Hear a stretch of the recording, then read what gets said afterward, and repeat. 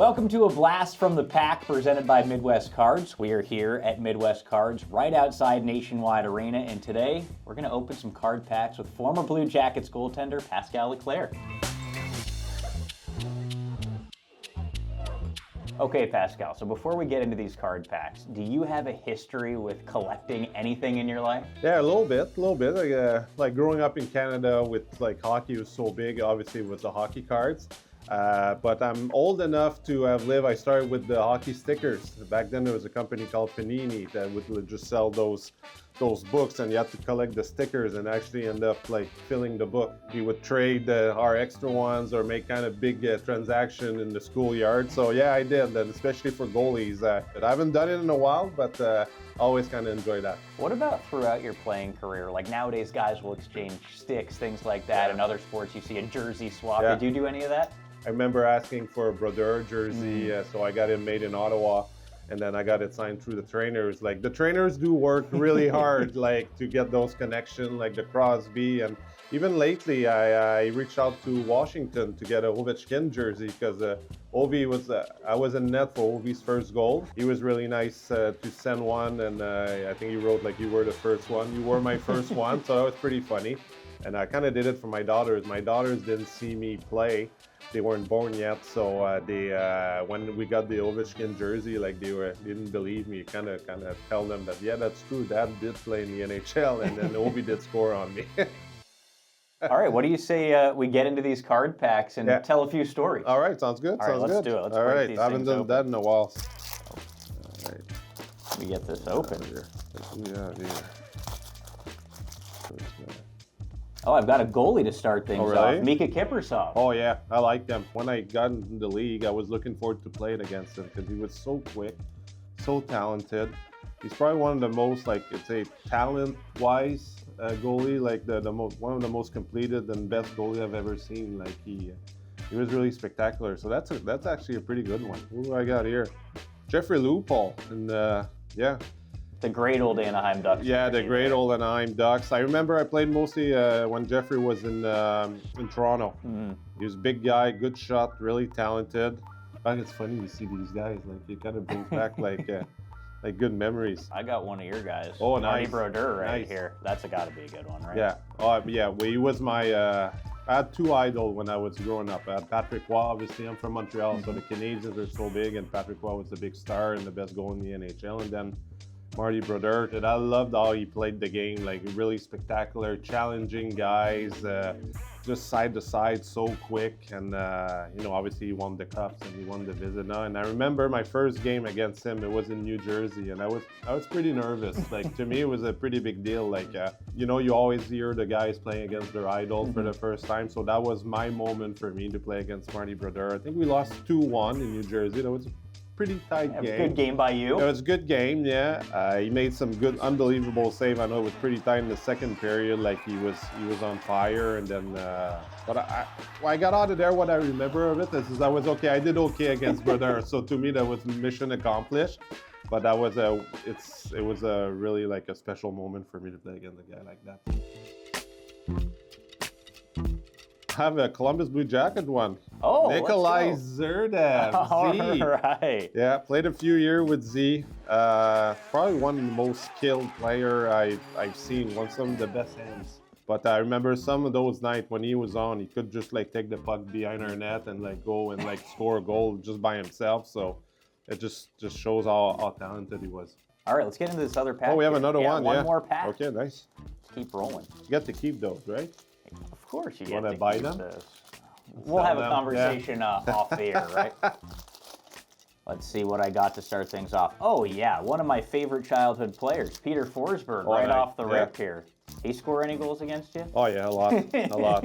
Played against Peter when he was in his Nashville days. I think what really surprised me when I got into the league and playing against these big superstars is that I didn't realize how big they were on the ice. Like you'd see on TV, it says okay, they all look the same, but like you can see all these strong in the warm-ups. Okay, this guy's bigger than I thought, and like with all the skills and with like that, then I understood why they were so dangerous. So what do I have here?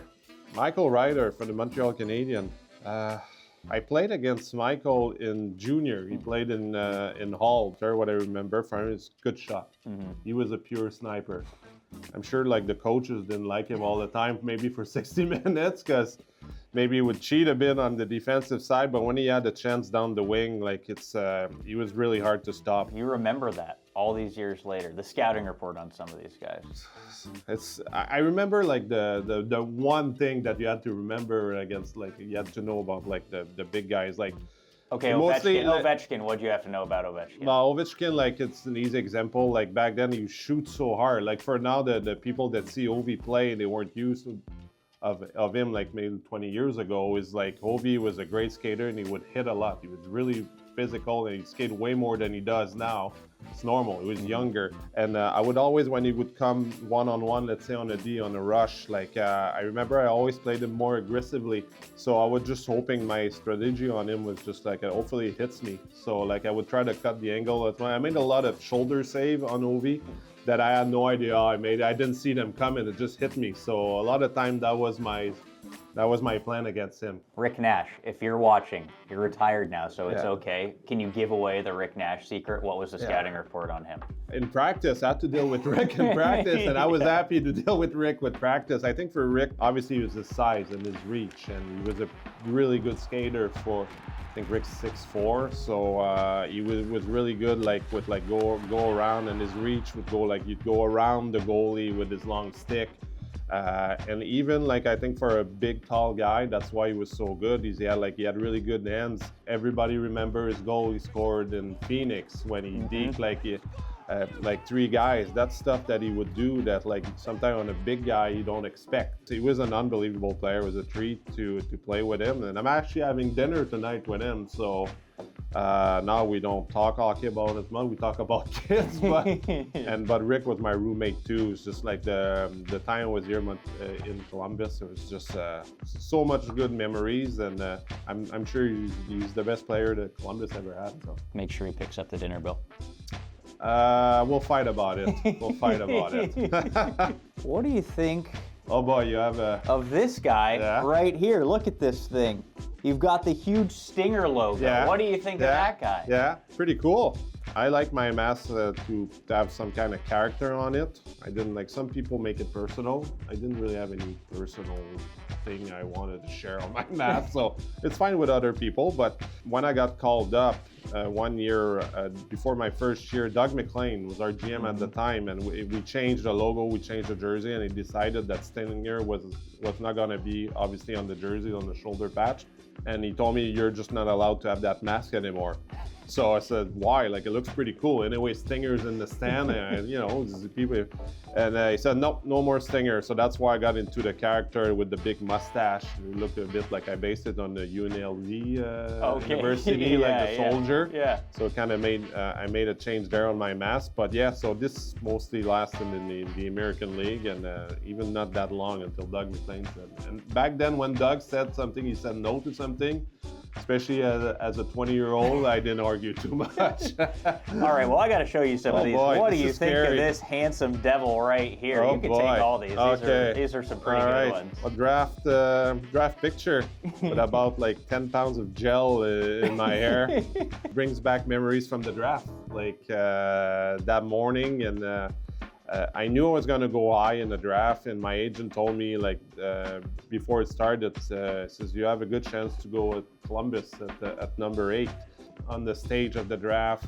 I remember Gary Bettman says, welcome to the NHL, and I was like, my knees were shaking a bit, and make sure that my hat was, like worked the right way for the picture, and it goes by so fast, but it's cool to see these things just because it just brings back the memories. But yeah, a lot of gel. I remember I was so nervous I couldn't fix my hair. Look at that. That's not better. That's the same. That's the same hair from the picture. You see, like, just don't.